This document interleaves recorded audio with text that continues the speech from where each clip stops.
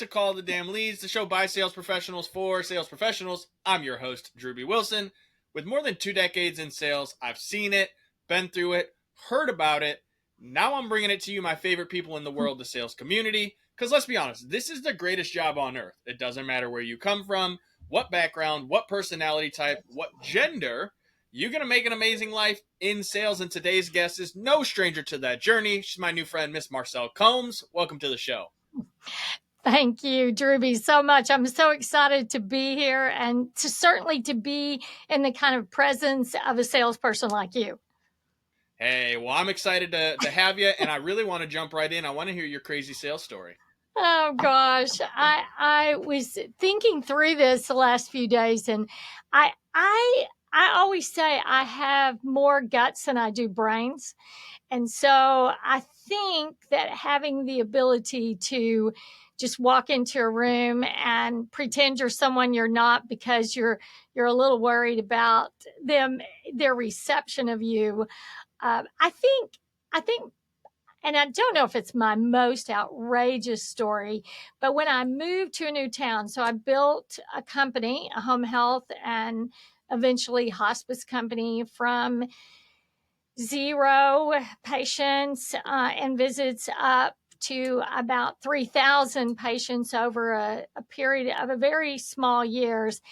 I didn't know anyone in the town, and where we got referrals was from physicians. And I don't know if you've met most physicians. They are brilliant, but not necessarily the most receptive to salespeople of any kind. So I decided the only thing I really did in this town, my husband was in graduate school, is that I went to church and I had a bunch of little kids. So really, I would badger the pastor. Now, this is, really down in the bottom of the dirt, probably. I would badger the pastor to tell me any physician that was in the church because I thought, well, I go to church and he goes to church. And so therefore, surely they've got to get with me. I literally had to go to his office, I think 10 times. And only after 5 times did I even get past the first receptionist. And I really finally just took a big basket of food thinking this would get me in. Little did I know that the week before, another vendor had brought in food and they had all gotten food poisoning from it. Um, so, therefore, let's just say I didn't get past the nurse there. So, I finally went back to the pastor, his wife was a very good friend of mine. And I said, I cannot get past the reception. I cannot get past the nurse. Here's what I tried. And that really got me kicked out of the doctor's office. And so, can you just call him and see if he'll see me? And I will say that finally worked. He basically told me he had no referrals to give me because he was the type of doc. But I said, I have no referrals now. So if you even have one, I will say that relationship, I still have a friendship with him today. And that relationship, he only gave me 2 or 3 referrals a month. But he gave me 2 or 3 referrals a month. And so, therefore, my persistence of trying to get behind the front desk paid off. And I don't know if that's not like I jumped off a cliff, but I will say when you take a basket of food to someone who's just had food poisoning, you might not be a lot of things, but you're memorable. So I don't know if that's good or bad. Well, and I can't say that I've ever had that specific experience, but I've dropped off many a boxes of donuts and pizzas and barbecue, and so they say the way to the heart is through the stomach. So I'm a big fan of food. I love food. I appreciate people that want to share that, but I can't imagine walking in, spending a decent amount of money on a big basket of food, and then everyone going, no, nope, we don't want that. That sounds awful. So That I love that you were finally able to get through the relationship. And I'm sure at some point you guys shared a laugh about it, and it was able to become a Right. talking point versus being like the reason you never went back. And that's one of the things I think is really important in sales, is being able to handle that rejection. And Mhm. so, over the years, having built your companies and all of that, like, what do you typically lean in on as a way to prevent yourself from getting down in the dumps when you do get rejected? Because I know we have a lot of business to business people who listen, that like that gatekeeper issue it's a real thing. I will say, I've got to give it to you. If you're full time sales, and I was a business owner that must do sales, because you have to survive. That's Mm, how you begin. That's how you do it. But you do have to have a lot of tenacity, to be able to keep going back. And the only thing I could tell myself all the time was, they can't eat me. They can embarrass me. They can throw me out. They can ignore me. I think it's not getting down into the fact that they don't like me, mm, because most salespeople like to be liked. I mean, they like that, but it's more about, I have a job to do, and so I'm going to focus to the job. And really, for me, I knew my product was going to be better than any other product, and I knew why it was going to be better. And so therefore, that's what kept me going back. I also, would say, I think no just means temporarily, maybe. And so I never think no really means no. No might just mean not right now.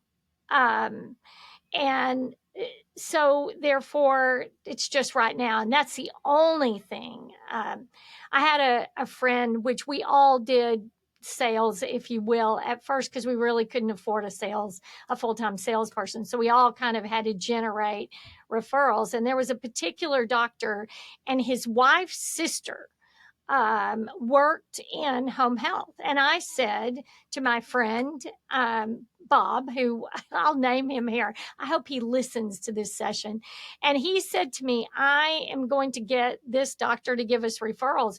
And I said, no, you're not, because his wife's sister works and runs this other agency. I will say, the most tenacious I've ever seen anyone. 5 years later, now the sister finally quit this other job, but 5 years later, this physician also became one of our most loyal, consistent referral sources. And it was the tenacity of this guy just saying, I know they like me, and I know we'll do a better job. And I know that I can keep going and eventually get there. Now, I can't say that I would do that for 5 years, but I can say he did it for 5 years. So I, I, I think it really has to do with, you just have to get up every day and give yourself a pep talk and say, I'm going to go out and do this again. Yeah, I love that, and I love that story because I'm a firm believer that the fu money, it comes from follow up. And I have a Yeah. very similar story. When I used to sell insurance, we got a lead at the training program that I went to before we even started the whole company, and I followed up with that fella for forever.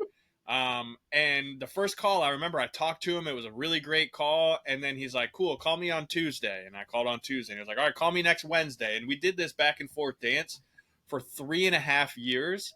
And then one evening I'm working late and I hear the doorbell chime, and I thought it was kind of awkward because we didn't get a lot of walk in traffic. But here comes Bill holding this giant stack of letters and envelopes and all this stuff that I'd been mailing to him. And he's like, "Listen, man, you're persistent. And all I really want is an agent that's going to be here for me. So, like, if you're even close to the numbers that I need, you got my business." That's And great. in that, like, the follow up is such a key, but I think, as you Mhm. said, you have to be willing to just look past that first no, and just Mhm. understand that it could be temporary. It could just be that they're in a mood, they're busy, they've got other things going on. We're all people, and we all do things like people do. We get busy. So now that you're a little farther into the leadership side of things, like, how do you make sure that when someone is getting down in the dumps, that you're able to kind of like motivate them and get them back on track? Oh, yeah. Um, I will say since 2020, especially for the companies that I have now, the way we market and how we market is different. And marketing and sales, let me Sure. say, both marketing and sales to me have become more entwined than they ever were, because for in essence, a lot of places we were no longer able to get face to face. We had to learn how to do Teams or some other mode of electronic um, interaction. So to do inspiration for people who are trying to do what we would call prospecting. Mm. And the prospecting really has a lot to do with the first step of electronics. We have done all kinds of, from just coaching people individually to setting short-term individual goals. How do we hit, if we can't, so maybe our goal is to hit that $1 million lead or that $500,000 lead, or wherever you are on that scale, the $10,000 lead. Sure. I need to figure out how I can break that down into short term wins, so that the short term wins, we announce it, we call someone out, we celebrate how many followers we have. Our mode of operation a lot is LinkedIn, because that's where we today I do consulting business. That's where a lot of the leads are on LinkedIn, and they're going to follow us. So how many followers do I have? It's not that hard, but it is consistent work, and it's not always fun. So whatever way we can make it fun, by some kind of surprise and delight, that's what I try to put forth to people. Even if that's as small, one year we did worm fuzzies. So they were these fuzzy little things that cost 10 cents each. They probably then cost 2 cents each. Now that they're coming on a slow boat from China, it's probably $20 each. And we would just write a note and put it on their desk. Mm. And it was funny because a lot of people would have those, or we mailed packages of M&Ms to someone's house, or we mailed a Tootsie Roll Pop and said, I hope your day pops. Just anything that could be creative, that might say they appreciate me. They aren't just sitting in their ivory tower thinking, there's this, I'm going to have someone else do this. I love that. I'm really big on the idea of community, both, in your local area as well as inside the business. Because, like, I've worked in a lot of places that say we're a family, and then it gets real toxic, and everybody has family Mhm. that's kind of weird and back and forth. But when there's like a true community vibe Yeah. and people are bought in on the community aspect of it, it's awesome to see how motivated people will get from Mhm. those little things. And I always tell people in business, like, read the five love languages. Mhm. It's more of like a relationship book, but it also applies in business and in your community, because everybody appreciates things differently. Some Right. people want the big check, other people just want the little fist bump, the attaboy, as you said, the warm and fuzzies, those little gifts. Everyone sees things a little bit different, and as a leader, it's your responsibility, not just your job, but your responsibility to Mhm. understand what drives and motivates people. And I saw something in your bio as I was reading through. You started a nonprofit, and the whole point of that was to help get people excited to go and Mhm. participate in the communities. Tell me Right. more about that. Right. Our whole focus is 2612, and it's still in business, or, it still exists today. In fact, I don't know, I'm sure you've seen all the news about the tragedies in Texas and the Oh, flooding. yeah. It's a horrible situation. And so we just put out there, do we have anyone who wants to go and serve? And so the whole point of 2612 was to allow our people to give back. And, in the past, we have done, like, I spent 9 different years helping in Belize, help them educate and set up the standards for hospice for the country. They ended up taking them to the Ministry of Health and enacted them, but it's also locally. So we always partner with another nonprofit of some kind. And usually in our work in disasters, it's generally Samaritan's Purse because they have a big machine. We don't. We have a small machine. And so I think we're going to send 3 or 5 people, depending upon schedules and when they need us, to go and join part of their teams. And they'll actually do some of the work, some of the cleanup. It's mainly manual type labor when it's Samaritan Purse. When I volunteered there, they gave me the wheelbarrow because obviously I don't have any other technical skills. And I could not, let me just say, Drewby, I don't generally push a wheelbarrow in my job. Maybe I should, but I could not even move my arms the next day. And I said, why am I the one with the wheelbarrow? Now that's the CEO. And there's something about the CEO and the owner of the company working alongside someone who is in a different role that might never have even spoken to me, not because I wouldn't speak to him, just because our paths. But when they've got the skills and they're doing the real work and you're moving the wheelbarrow, it makes your community, as you said earlier, your community of your workplace feel a lot of different. And it everyone is in a different spot. And the way we set up 2612, the employees can give a certain percentage of their salary, and then kind of like some of the other big nonprofits, we match PTO with that.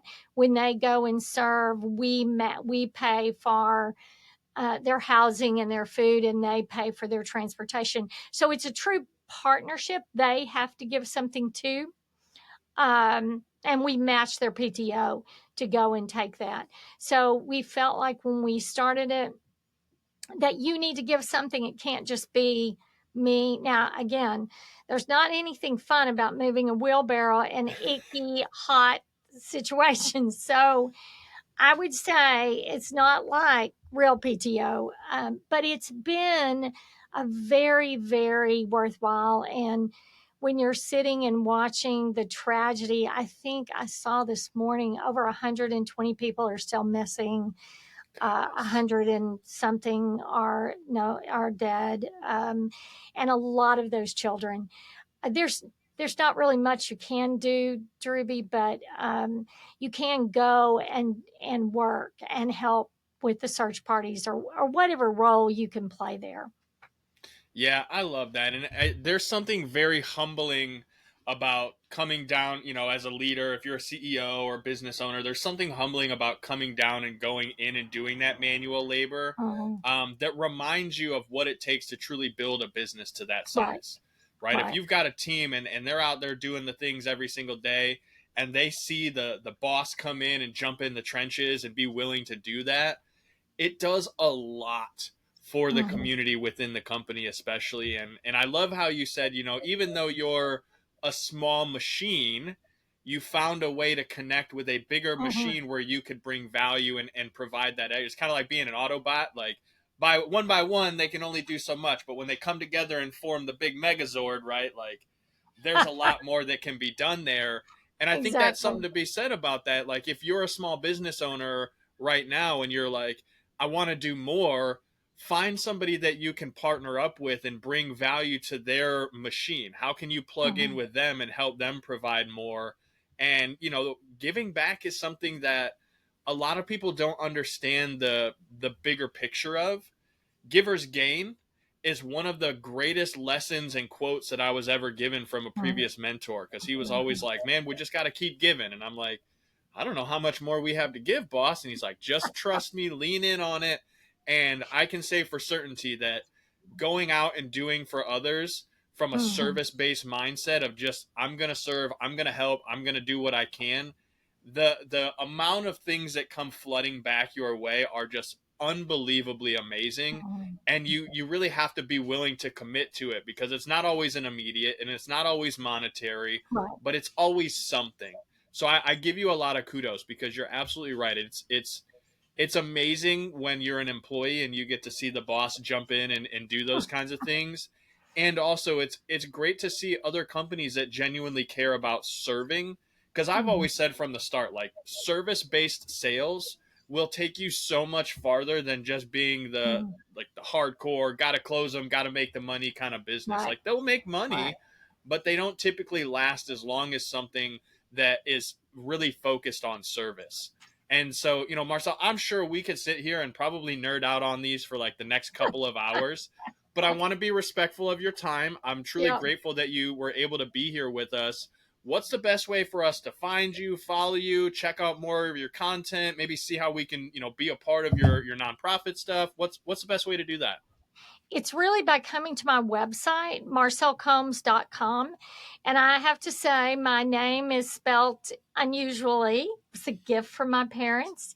So that's MarcyLleCombs.com. And if you get there, you can look at my new book called Never Hire Your Congrats. Friends, which really means always hire your friends. The never is marked out on it. And you can look and see anything we're doing. I do a ton of stuff in leadership, a ton of stuff in, just anything that has to do with women in leadership also. And I'd love to talk to anyone who wants to reach out. And certainly love to hear their ideas too. And if you want to know more about 2612 and the work we're doing, we would be happy to talk with you about that too. That's amazing. Is that the first book that you've put out? Yes, it is. It is the first book. Hey, No, congratulations. people who love relationships always don't love sitting in a room by themselves writing a book. I've got 10 more in my head, but will they ever come back? I don't know, Derby. So I barely graduated high school. I had a 1.6 GPA, and I've written 5 books now. So, Marcylle, look I'm at 100% you. certain that if Uh, you've got them in there, you'll put them out when the time all is right. right. And I can't tell you, I'm excited to check out your book, because Okay. I've hired a lot of friends, I've fired a lot of friends over the years, Yeah. and so it'll be interesting to see your perspective on that. So, again, thank you so much for taking some Okay. time to be here with us today. It All means the right. world. And thank you too, Drewbian, for what you're doing.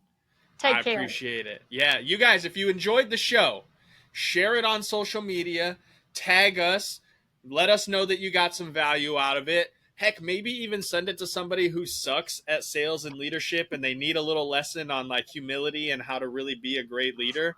This is going to be an awesome episode for them. They're going to get a ton of value out of it. And it'll mean the world to us, because we enjoy doing what we do and serving and pouring into the community around us.